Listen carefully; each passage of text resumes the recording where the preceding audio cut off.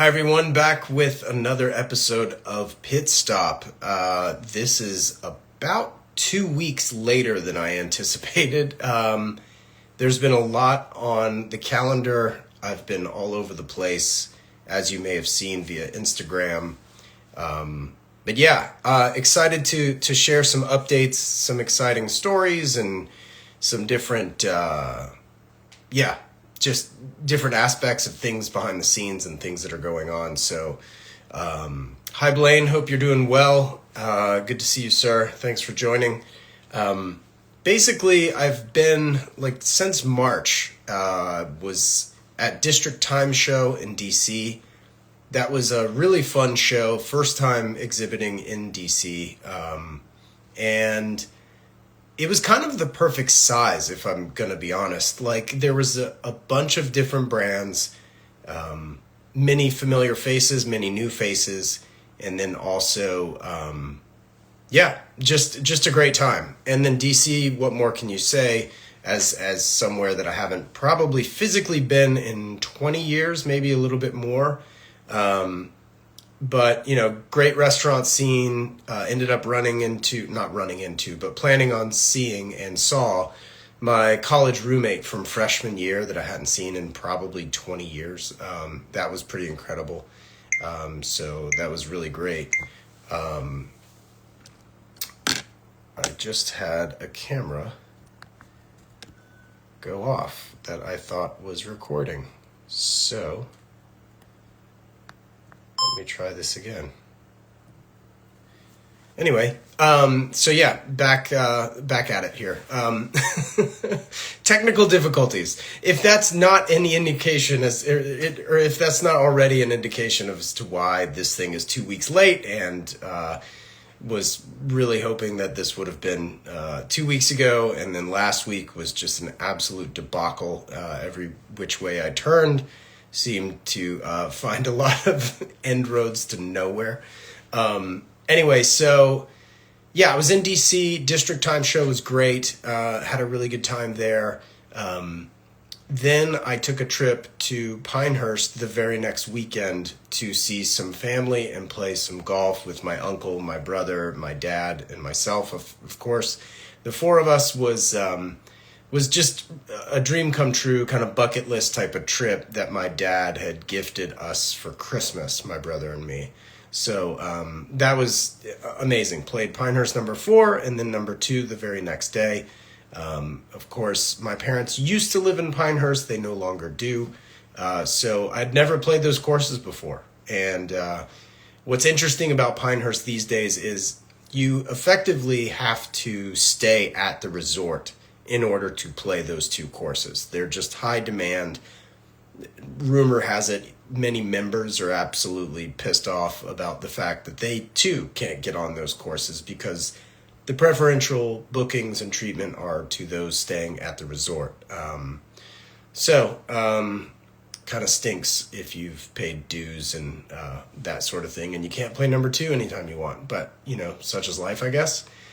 First world problems, to say the least. Pinehurst was amazing, though. We lucked out with the weather. Just had 2 really, really fun rounds, and of course a very memorable experience for my family to be together and playing, which was awesome. One of the rare occasions that I took my proper camera onto a golf course and was taking photos. So those are definitely being saved for the long haul, and so that I can enjoy those for many years to come. So I'm excited about that.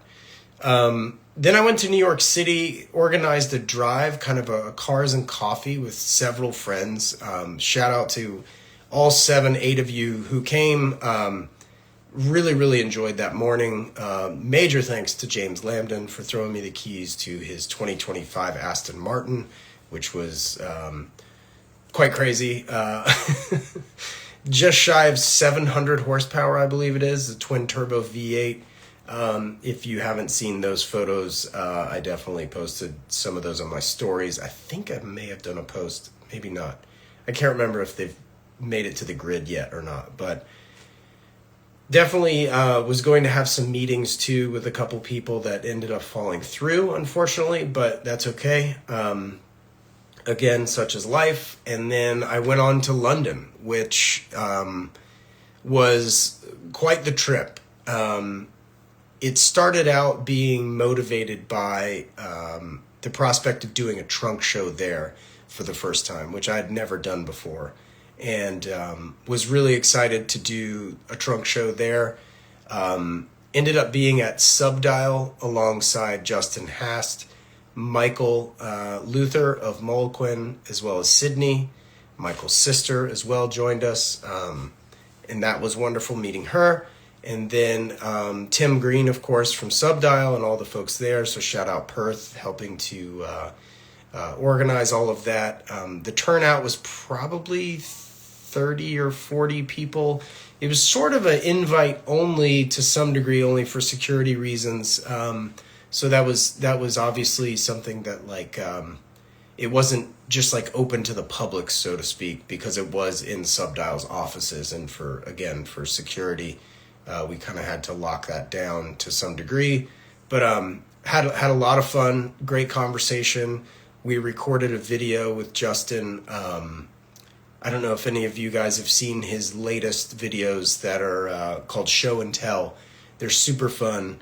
At any rate, we recorded one of those, Michael, Justin, Tim, and myself. So that was super exciting and super fun. All the while, this is on the heels of Watches and Wonders, which I think, I don't know. I'm not a journalist. I can only speak from what my taste pushes me towards. And there were a ton of new pieces that I really, really liked. I thought Cartier smashed it. IWC smashed it. I knew IWC was going to have a big year, and of course they are. Not only just like with the watches, but the events, and sponsoring the Formula One movie that's coming out, I believe, in June or July. And that leads me to my participation in Goodwood, which was also in England, south of London. If those of you who are not familiar with Goodwood, it's one of kind of like the pinnacle areas for car enthusiasts. They do several different events throughout the year, and three big ones. There's the Members Weekend, there is Goodwood Festival of Speed, and then there's Goodwood Revival. How I like to break it down is Goodwood Festival of Speed, very much modern cars. They kind of have everything. Race cars, street cars, all kinds of things, and they race up the hill for what's called a hill climb. For all intents and purposes, I believe it's pretty much the driveway to Goodwood, which is like an estate, basically. But it's also, on the same premises, is a former Air Force base for the Spitfire from World War II, which is incredible. And so much of the racetrack, these were, I believe, old runways for the Spitfire, for example, which is pretty incredible, very historic to say the least. And so I was there for the Members Weekend, which, again, is kind of, as the name implies, primarily for members. I went as a guest of IWC, which was sponsoring that weekend, which was absolutely incredible. The third event, which is the Goodwood Revival, is very much vintage cars, old stuff. Everybody's dressed in period, which is a lot of fun. The people watching is incredible, as I'm sure. I've not been to the Festival of Speed or the Revival, but let me just say this, like if it's any indication or if it's any resemblance, I guess I should say, to the Members Weekend, which I hear the Members Weekend is just a tighter group, obviously fewer people, but just incredible hospitality from not only Goodwood, but for certain IWC. So major thank you to all the folks at IWC, Grant, in the UK. It was great to finally meet Chris Granger, the CEO. Got to hang out with him, watch some racing, talk cars. My biggest fingers crossed at the moment right now is getting him on my podcast, which would be a blast. Cars, watches, architecture. It would be so much fun. Saw Christian Canoop, former podcast guest, Nicholas Schmidt, who I'd met back in, almost a year ago to the day, really, when I visited Schaffhausen. Shout out Nick. Vivian Shanks. The list is just endless. And then I met so many new people. And then a very happy surprise, ran into James Stacy from Hodinky, of course, Andy Green from OT Podcast, and I had no idea those two guys were going to be there. So spent most of the day with those two, and bunch of introductions and all kinds of stuff. I mean, it was just like, it was nonstop all day, just not enough energy to take as many photos as I want, or could have, I guess. Like, I mean, I think I took 300 photos that day, and I probably could have taken 1,000. Like, it was just crazy. Just a lot going on, and watching those race cars was unbelievable. Like, actual GT40s was probably my favorite part. They were kind of warming up, so to speak, when we arrived in the morning, and then they were the last ones to race that day, which, again, check out the Instagram. All the photos were there on my stories. They'll start trickling in on the grid, as I like to do that kind of, sort of progression of posting. What else? Many people have asked about the tariffs. This was obviously a very large hot button while I was in England, and it was just kind of frustrating to talk about. But also, I guess, without sticking my foot in my mouth, I guess the bittersweet thing about the tariffs thing for me is, the bitter part, I guess, is I haven't done, obviously, a very good job communicating as to what Standard H does and how it happens. The t-shirt that I'm wearing currently, for example, and every bit of the things that are cut and sewn are all done in Los Angeles. So that's a very roundabout way of saying that, hopefully, more or less, the tariffs will not disturb Standard H at all. It's, again, my fault, potentially, I guess, for not communicating that these are made in the USA products. I think a lot of people still might think that these are just bought blank t-shirts that I sell. They are not. Like, it is a lot of work to come up with my silhouette, my cut, my colors, the details, all the tags. Like, literally everything is what could otherwise be like considered custom. But these are Standard H products. These are not bought blanks. The shirts I'm wearing, like the Avanti, the Carrera tee, the XK sweatshirts, the Vanagon hoodies, these are all things that I have created, and these fabrics are made in Los Angeles. This is also why they are arguably cheap as far as retail prices go. Most people that make products in the factories that I'm using are selling these products for a lot more money. So I don't know how to feel about that. Should I mark up my prices? Probably not, because I don't want to piss off a bunch of the customers. But on the same note, like, I really need to make this clear that these products are made in Los Angeles. Like, these are not imported fabrics. Now, with the jackets, some of the jackets they involve imported fabrics. But then they are then cut and sewn and packed, everything in LA. So, but those fabrics that I'm buying are already landed. So those are already fabrics that I am sourcing from places in in Los Angeles. So when it comes to a tariff, it doesn't apply to me. And I really don't want to get political. I've never been political. I Nowhere on my Instagram, nowhere on my podcast has politics crept in. And what I can say is, I would love to advertise like standard H, no tariffs, or tariff free, and make a joke of it all. But it's kind of just like not funny. So I haven't made those jokes, or posts even on Instagram, but, let alone making it clear, unless my manufacturers start charging me more because the demand of people wanting to work with them goes up. Like I could totally see that, some of these brands that do produce apparel offshore, coming to Los Angeles to produce them, driving up the demand of the manufacturers that I use.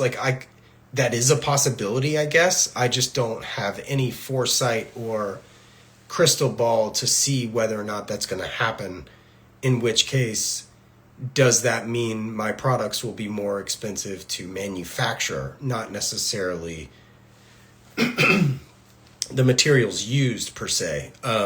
So it's all a waiting game. Obviously, we'll wait and see. No one likes to make less money this year than they did last year, so there's also that. That's kind of just how capitalism works. So we'll see. But in the immediate future and foreseeable future, the tariffs will not affect Standard H, either from production or retail pricing. So I'd like to say that's good news. So again, maybe I just need to do a better job marketing that.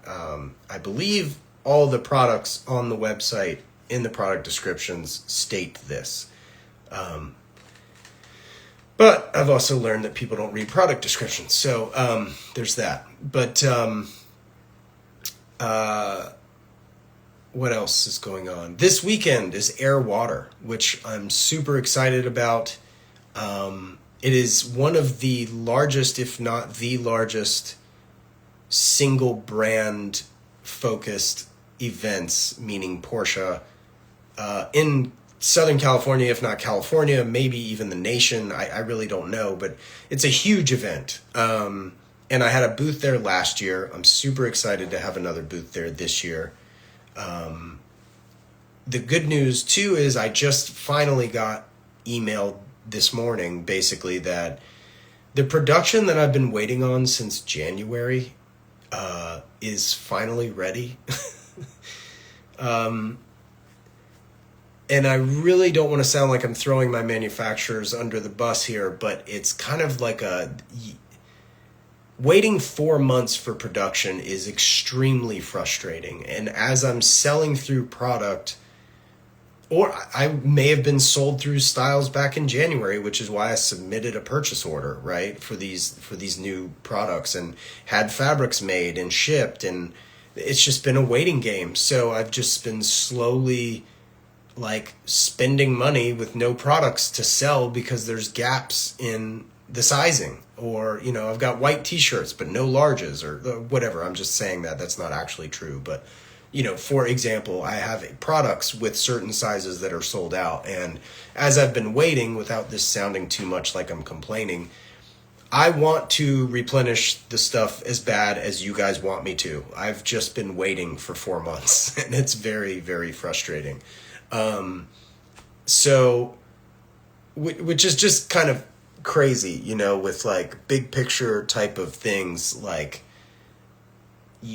This is kind of why people sometimes produce things in other countries, is because that would never happen there.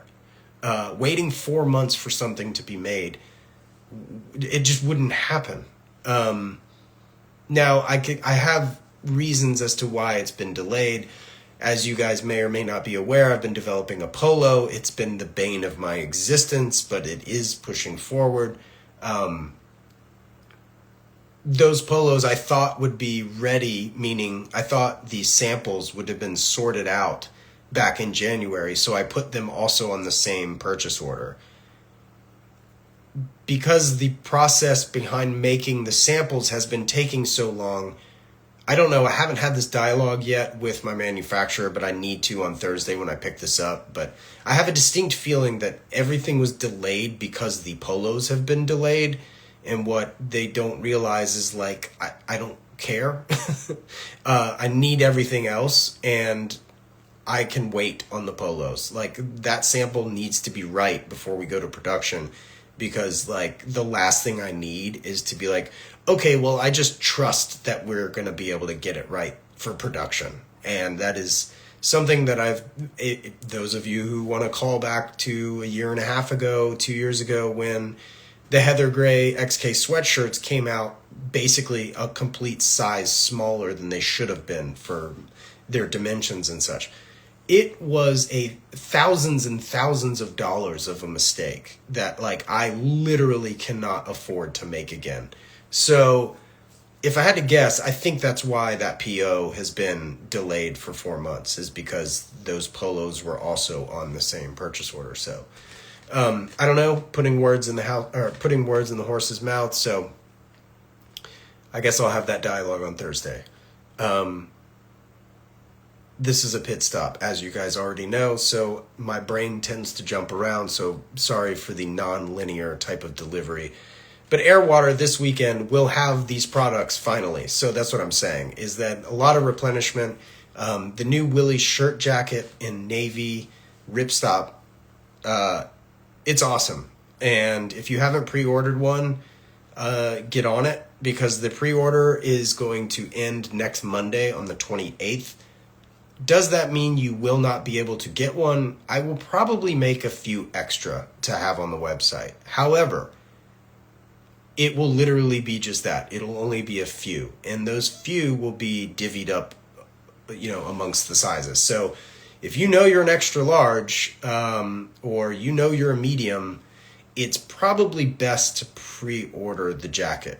It not only helps me in mitigating my waste and, like, sourcing these fabrics. I don't have just like a bunch of fabric left over and then, guessing if somebody wants one or not. But the good news about Airwater, you can come and see it. More than likely I'll be wearing it unless it's super hot. But either way, it'll be there. Don't know how many of you are actually going to be in Southern California. But there's that. So yeah, replenishment, Willys Shirt Jacket pre-order. Polos are still coming, God willing. And then on top of that, I've got obviously the news that my wife and I are due to have a baby girl. And that's happening in 4 weeks. And super, super excited about that. But I will say the foregone conclusion is that I will be releasing an extremely small run of some baby stuff with the Shift logo on it, as well as some kids t-shirts with the Shift logo on it. They've already been made. I'm taking them, debuting them this weekend. I'll be sure to release whatever's left over on the website.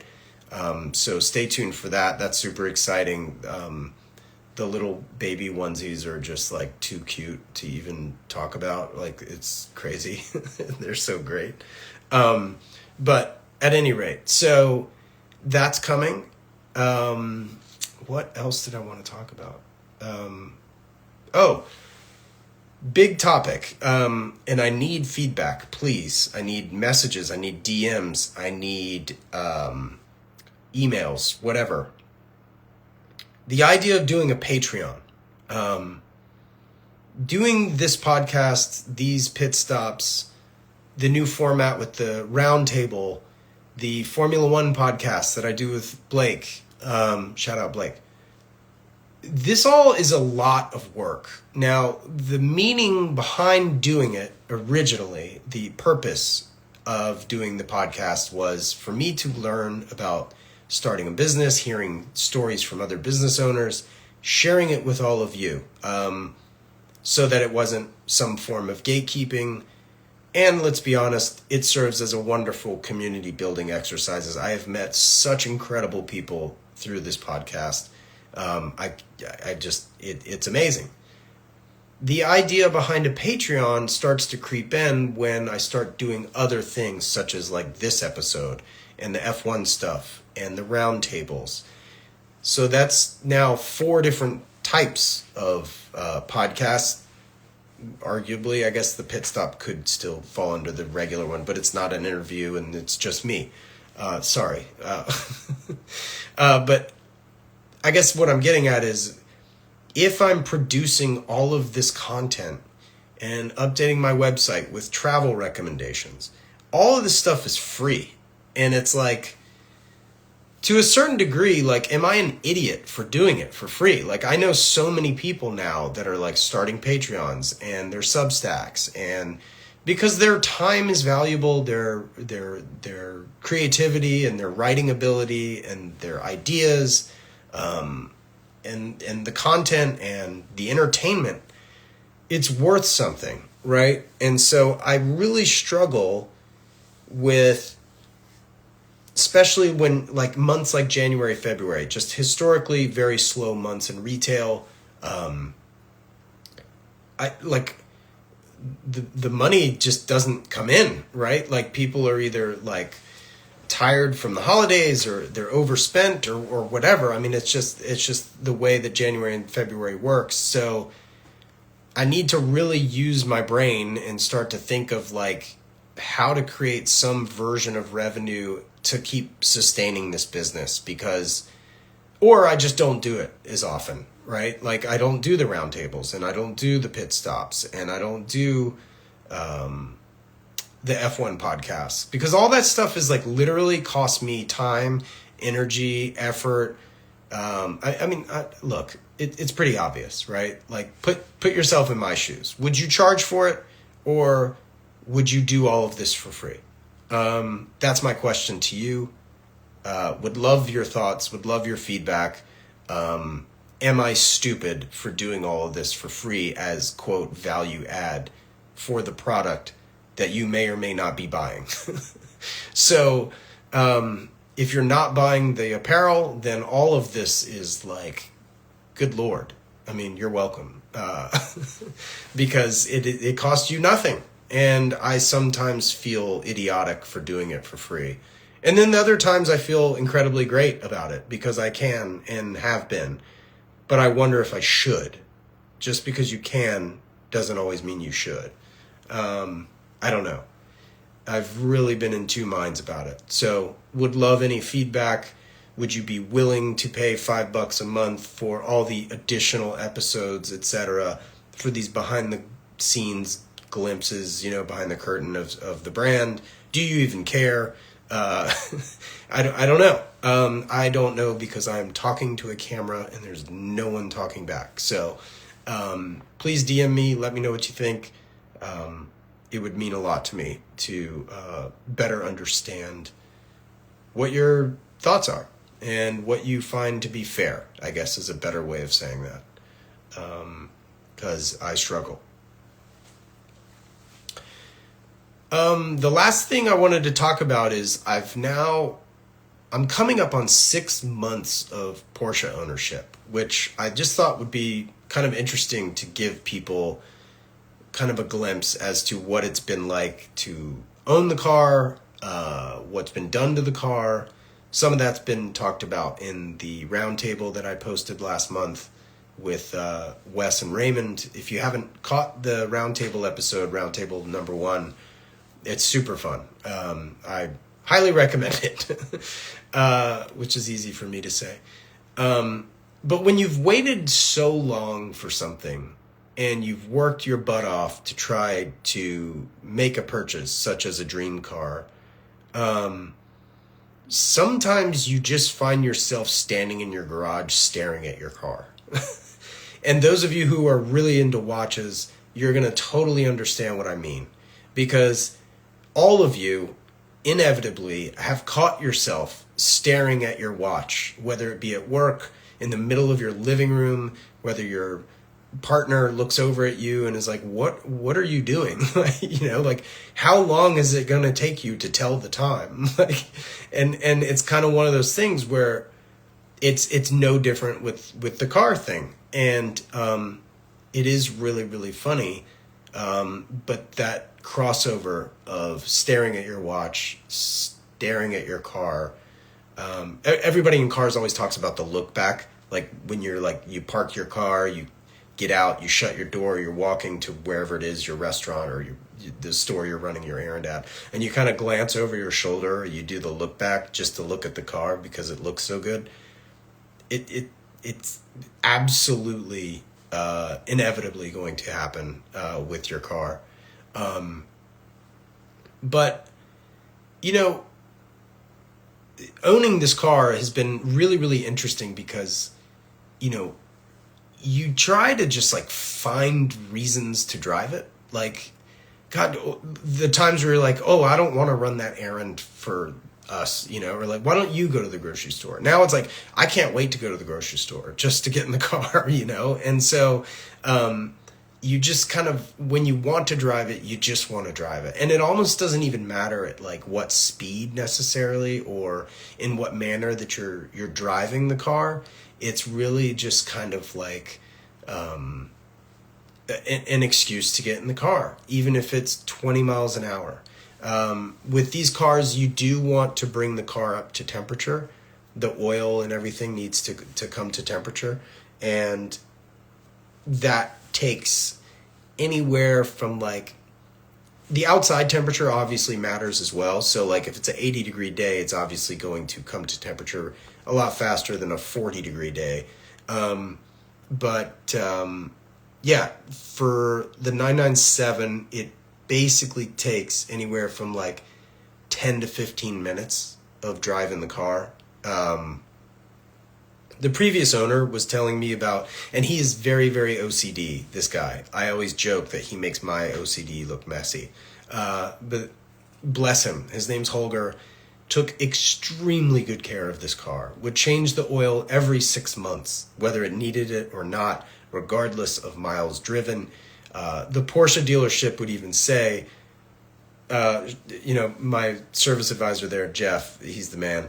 And Jeff was, he would say, man, I wish I could just like take the oil out of his car and just like directly pour it into my car. I mean, it's perfect. Like he changed the oil way too frequently, but being obsessive like that is how you get a car in such great shape. And so, it's definitely to my benefit, which I certainly appreciate. And so you want to get the oil to temperature. It takes about 10 to 15 minutes. So that's the other thing is like, if you want to get in the car and you want to drive down the street, you know, you can't really blow the doors off the thing because it needs to come to temperature anyway. So, hence finding new reasons and excuses to drive the car and for longer time, let alone distance.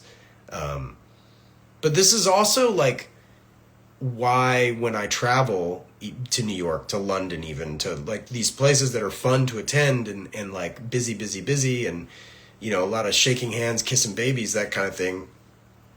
You really do miss it. Like I miss my car, just like some of you may miss your watches, which just sounds so silly, but like it is really, it's real. It's a real thing. Like I could not wait to come home and drive, sometimes even drive the GTI. Like, I mean, between the two, like when you spend a lot of time in places like New York City and London where you're not driving, you're taking public transportation, and you just like forget how enjoyable it is to drive your car because you're riding subways or what have you.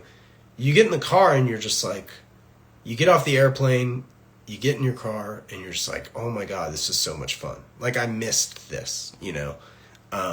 So that's it. Some highlights, Wes, I love you, man. Yeah, totally. Yeah. 100%. And I do love you, as well. You and my car. And so the thing about it too is after 4 months, 5 months, almost 6, the most notable things I've noticed with the driving of like moving from a GTI into a 997 is that, first of all, the steering is almost like telepathic. Like it just knows where I want to go before I even like it's like it's reading my brain. It's crazy. So the steering is amazing. The acceleration is really great, and Wes, maybe you can speak to this on a future episode of Roundtable, but with regards to like my car being just naturally aspirated, not turbocharged, like it's kind of interesting in that sense because it's just a lot more power. What's crazy is that the 997 is like, I think it's 7 or 8 inches longer than my GTI, which I never really realized. I thought that was kind of crazy when I looked at the dimensions of the car.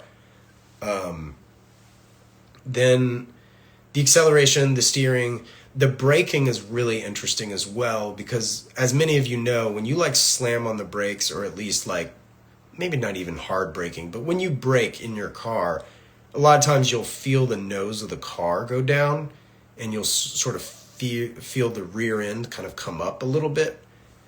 You don't get that nearly as much with the 911. First and foremost, I think a lot of that has to do with the fact that the engine's in the back, so the weight is obviously back there. But also the rear rotors are much larger on my 997 than, say, the rear rotors on my GTI. So the like, I don't know, ratio of the size from front to rear is much more similar. It's closer to 1-to-1 as far as the sizing of the rotors go. Whereas like if you look at the GTI, or even if you look at like a G-Wagon, like, or even a Range Rover, I think the fronts are so much bigger than the rears. And it's just kind of an interesting thing to point out. And so as a result, the 997, when you're braking, it stays level better, especially in a straight line. It just feels more even, I guess, is maybe the best way to say that. And sorry, for those of you who don't realize like why I'm not looking at the camera all the time, is because I have my list of things to talk about to the left here. And then I also have 2 cameras going. So shout out Casey Neistat for the sunglasses. That's why he wears them, because he's not looking at the camera. But anyway, so if that's distracting, I apologize for anybody who's new here. That's why I'm not looking at these cameras, because I have a list. I'm 45. I forget things. I need a list. Obviously, there's 50% more horsepower in the 997 than the GTI, so that's obviously noticeable, making it a lot of fun as well. And then the funniest part, I think, to note is that because I lowered my GTI, the suspension on the 997 is way more compliant. And so when I'm in LA, this is how I knew it immediately. I knew the 997 would be more compliant based on it's been like so much more comfortable to drive in Los Angeles, because the roads in LA are horrid, right? And tons of potholes, uneven surfaces, and different types of surfaces on top of that. And so it's kind of hilarious to think that it's more comfortable to drive the 911 than the GTI in LA. But again, that's because I have aftermarket springs on the GTI, making it a lot stiffer. Wes is asking, how has it been keeping the black 997 clean? How has it been? I don't know if has it been difficult? I'm assuming is the question. It's been extremely easy because I clean it often. But cleaning it often takes time. So do I like that? Do I like spending more time with my car in that sense? I mean, kinda, yeah. I mean, there's like a meditative quality to it, obviously. Usually I'm listening to a podcast. So I use what's called the Elite Finish detailing. It's a waterless wash, Wes, that comes in a squirt bottle. I'll text you photos of it. But if you go to Elite Finish Detail, and you might need to put San Diego or something, because there may be another Elite somewhere else in the nation. But I had Wes, its founder, formerly on the podcast. So we've talked about it before on the pod, but I swear by this stuff, because it really, you just spray it on and you kind of use a microfiber or whatever kind of super soft cloth, and you just sort of wipe up the dust. So obviously I'm not driving through a lot of mud and rain and things that are getting caked on the side of the car. Usually the weather's nice, and usually it's not much more than just dust, primarily. The car is black, to your point, so it's very noticeable very quickly. If I know I've got like a couple different places to be back-to-back days, I won't necessarily wash it.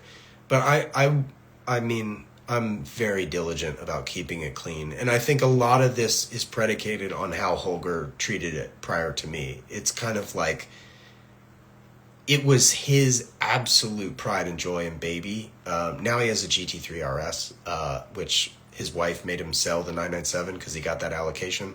So his loss is my gain. But I want to take care of it in the same, like, I guess I don't baby it.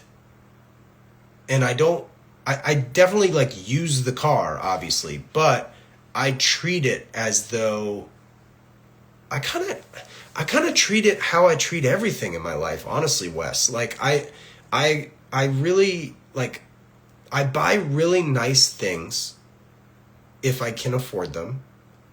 And then I take care of them as though I can't afford them. And I think I've always been this way my entire life. Like even with like my cleats when I played baseball, like I always like wiped them down after every game. I've just always liked nice things and have always treated them as if I couldn't replace them, which sounds silly, but also on the same token, I think the longevity of everything I've owned has lasted way longer by taking care of it, obviously, right? Like as long as you take care of your things will take care of you. And that's a line we used to say when I worked at Gucci. Like when these ladies were buying, $20,000 handbags or $10,000 handbags, you're not throwing them in the car. You're not throwing them into your closet. Like you want to treat your handbag well, and you want to make sure that the leather is supple. Just like, in the car, Wes, like I went to a detail shop yesterday, CE Detail, shout out Chris, big fan of his now. He's another guy.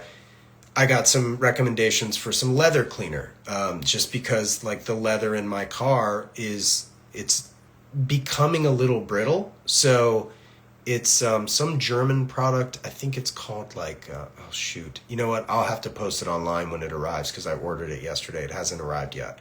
And so basically use a bristle brush, clean the leather, and apparently it's going to be a lot more supple, a lot less brittle feeling, a lot less hard, I guess.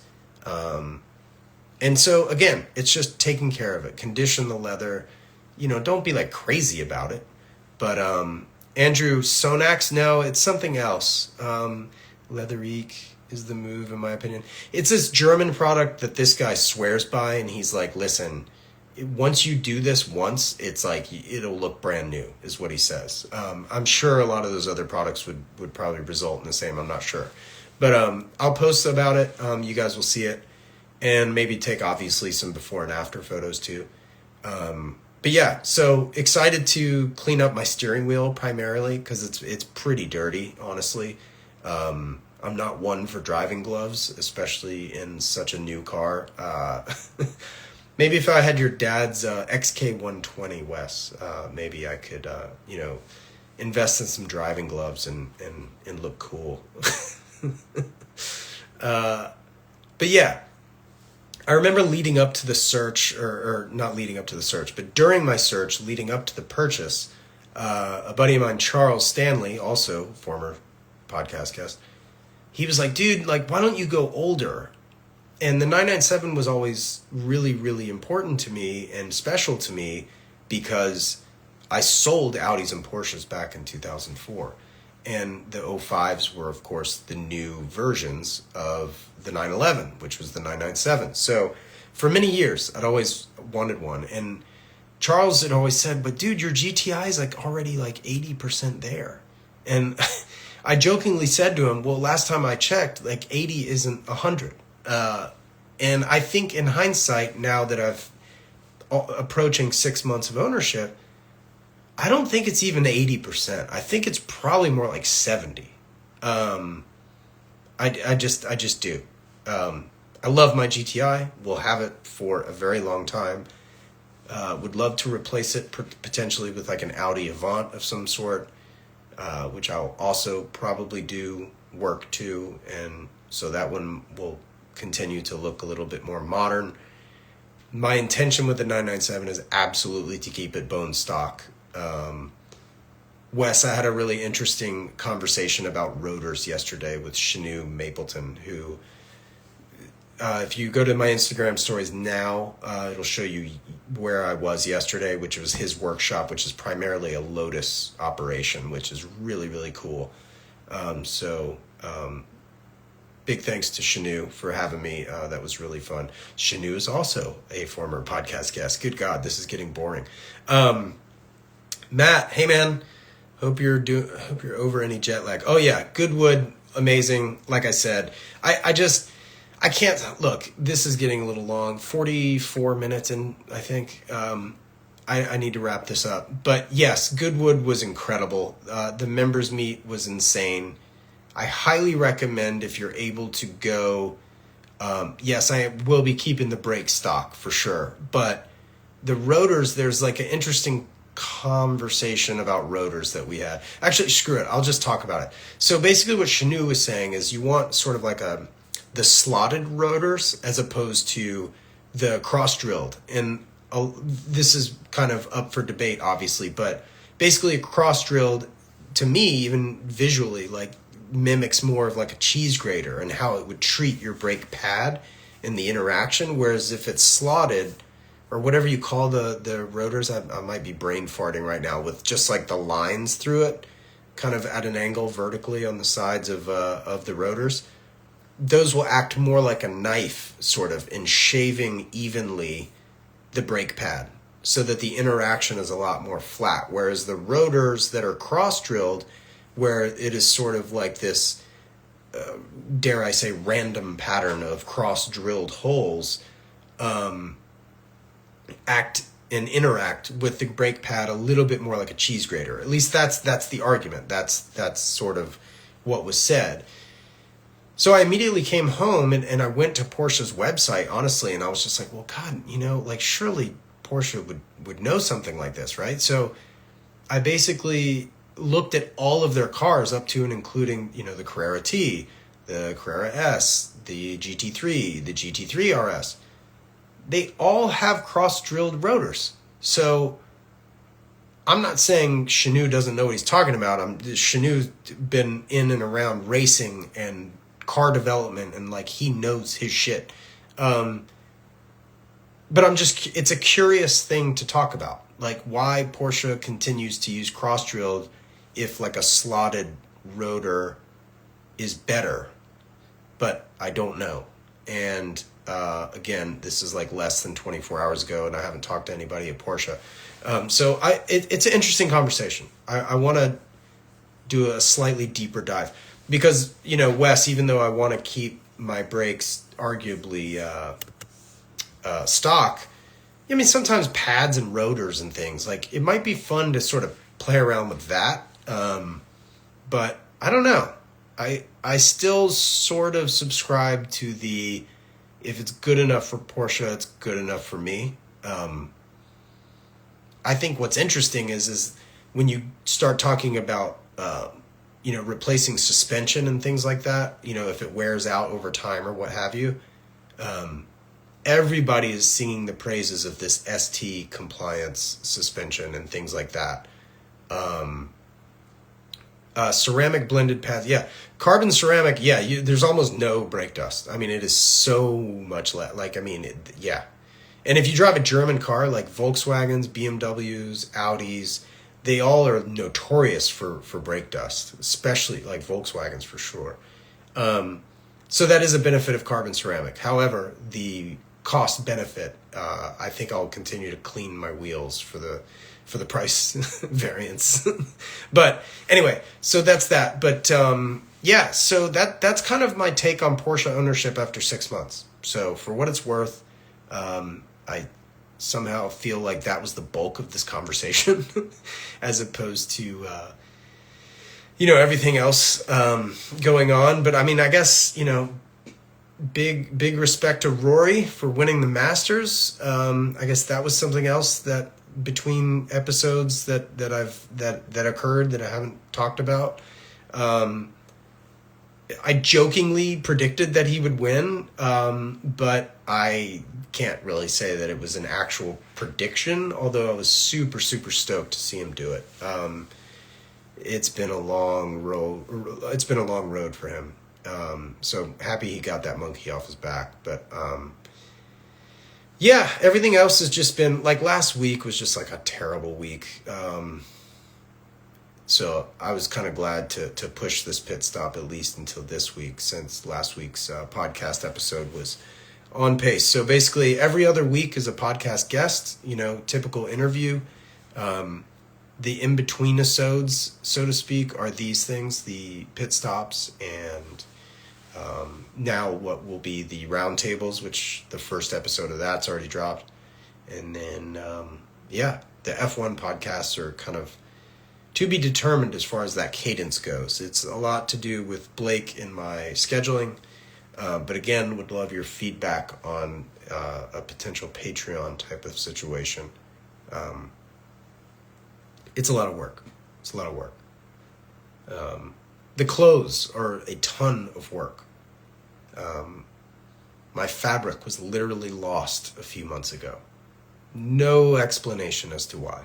Just the vendor couldn't find it. And things like that. And waiting 4 months for things to get produced. I don't have the time or the money to keep this thing afloat without having product in stock to sell. So wish me luck on that stuff going forward. I really hope some of you can make Air Water this weekend. It's going to be epic. The Polos are coming. The Willys Shirt Jacket in navy ripstop is still available for pre-order. Get your orders in before Monday, please. It would help me tremendously. What else? A baby's coming in 4 weeks, so my world's going to get turned upside down as if I didn't already have problems sleeping. Everybody's already told me your life is over, you're never going to sleep, you're never going to travel, blah, blah, blah, blah, blah. Some of this I believe, some of it I don't. But yeah. I also know it's going to be the best thing ever, so can't wait for that. Hope all of you are doing well. Thank you for hanging in there. This one was long. I feel like I'm always like, these should be less than 30 minutes, and they're inevitably 50. So if I do them more frequently, they'll be shorter. I guess that's the lesson to learn here. And with a baby girl on the way, maybe I'll have some extra time to do these in between episodes and such, but yeah, what else did I want to talk about? I feel like I'm forgetting something. Air Water, Watches and Wonders. Yeah, Rolex Snooze Fest. I don't care about the Land Dweller. It looks hideous online. I'm sure it's better in person, but not a fan. Kind of over Rolex for now. What else? Patek had some good stuff. Whatever that, I think it's an annual calendar with that sort of grainy dial that they did in the pilot's watches a few years ago that sort of mimics a vintage camera. I can't remember what it is. Blaine, SF and May. Fat chance. My baby's due. I'm not going anywhere. Oh, man. I wish I could, buddy. I really do. I will not be making it, unfortunately. Yeah, so no San Francisco for me in May. There are a couple different events that are coming up. I think I would love to somehow, some way make it to Car Week in August. If anybody's going in August, please let me know. Mike, thank you. Enjoy and smile. Yes, regarding the baby. I totally agree with you. Big smiles already. The crib that I built last week may have not solicited a smile, but it's completed and now I'm smiling. So Car Week in August would be great if I could make it. I'm not sure if I will or not. It's looking like I will not be at Checked It Out, unfortunately, in Chicago. I really, really wanted to go. I've got a schedule conflict on that Friday night, unfortunately, so that I think that's going to prohibit me from going. Lufka Cult. So Air Waters this weekend. Well, it's sort of sister, parent event is called Lufka Cult, which is an air-cooled only event. That's October 4th. That's going to be in Durham, North Carolina for the first time ever. So wholeheartedly will be looking forward to going to that. That's going to be probably really, really cool. Another excuse for me to get home to see family, which would be lovely. And then, we're already talking about October now. This is crazy. I don't know about you guys, if you can already believe that it's May. It's April 22nd, obviously, today, but, literally May is the next, 10 days from now. No, less than. Anyway, I'm rambling. I'm going to get off. Thank you for the attention and the interest in listening to me ramble. Really appreciate you guys, and stay tuned for updates. If you have not joined the email list, please go to standard-h.com. You will receive information first. Instagram is not first. You would be first if you're on the email list. If there's anything on my website that you would love to own and is not in stock, there is a button there where it says email or notify me via email when available. It's like a back in stock notification is my point. Please use that because it really informs me as to what things people want. So I'm not just wasting my money producing things that nobody wants. I totally forgot to mention the RS t-shirt that's coming back. Hopefully will excite some of you, because I do say that literally, it is coming back. So up to this point, the RS t-shirt has always been a different color each time. This one that's coming back is one I've done before. And that color is Ruby Star. So hopefully, due to the back in stock notifications, very timely that I'm talking about this, those are what informed me to bring that shirt back, because a lot of people, basically a lot of people have wanted that shirt. So I was like, rather than leaving them kind of feeling like they came up short, I do want to bring that back and hopefully satisfy some people in with regards to their wants and desires. Thank you, everyone. Talk to you later, and really appreciate your time. Thanks.